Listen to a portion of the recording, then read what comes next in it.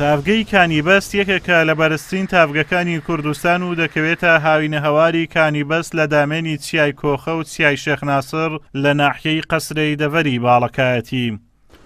ئەم تافگەیە پێوەرە زانستیەکانی بوونی تافگەی تێدایە.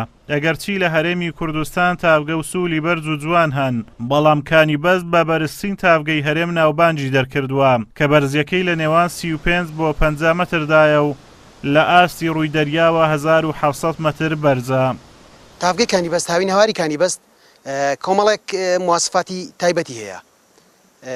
ئەویش ئەوەیە کە پلەی گەرمی ئەو ناوچەیە بەهۆی بەرزیەکەیەوە کە لە ئاستی ڕووی دەریای 1700 مەتر بەرزە، وای کردووە پلەی گەرمیەکەی لە 25 پلە نزمتر نەبێتەوە. ئەمە زۆرترین ڕێژە گەشتیار لە وەرزی گەرمادا بۆ خۆی ڕادەکێشێت. هەروەها تایبەتمەندیتری هەیە ئەم هاوینە هەوارە کە ئەویش ئەوەیە هەڵکەوتەی تافگەکە کە بەرزترین تافگەی هەرێمی کوردستانە کەوتوتە نێوان دوو چیایە بەناوەکانی شێخ ناسر و چیای کۆخە.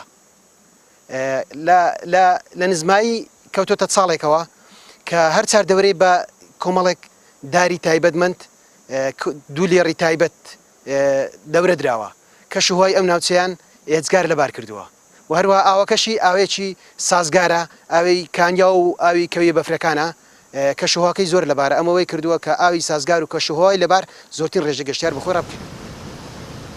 باڵەکایەتی پڕیەتی لە دیمەنی جوان و ناوچەی گەشتیاری سەرنجڕاکێش. لە ناوچە گەشتیاریەکانی باڵەکایەتی پلەکانی گەرما زۆر نزمن و هەست بە گەرمای هاوین ناکەیت، بەڵام ئەوەی جێگای نیگەرانیە حکوومەتی هەرێم وەکو پێویست گرنگی بە ناوچە گەشتیاریەکانی باڵەکایەتی نەداوە و ڕێگاوبانەکانی خراپن و ئۆتۆمبیل ناگاتە هەموو شوێنێک. تافگەی کانیبەستیش تاوەکو ئێستا هیچ خزمەتگوزاریەکی نەگەیشتۆتێ و گەشتیاران ناتوانن سەردانی بکەن.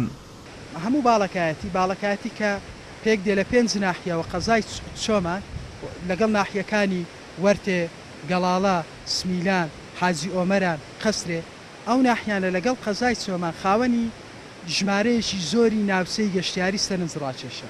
بەڵام لەبەر ئەوەی حکوومەتی هەرێمی کوردستان خزمەتگوزاری گەشتیاری نەگەیاندۆتە ئەو ناوچانە تاڕادەیەکی زۆر ینی لە ڕووی گەشتیاریەوە دوورەپەرێز بوونەوە گەشتیاران ڕوو لەو ناوچەیەدا ناکەن.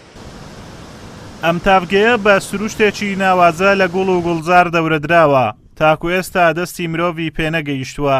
جیاواز لە تافگەکانی تری کوردستان لە وەرزی زستانی شپلەکانی گەرما لەو ناوچەیە زۆر نزمە و هەندێک جار تافگەکە بە تەواوەتی دەیبەستێت. ئازادۆمەراوەی کەناڵی ئاسمانی پەیام، هاوینە هەواری کانیبەست لە دەڤەری باڵەکایەتی.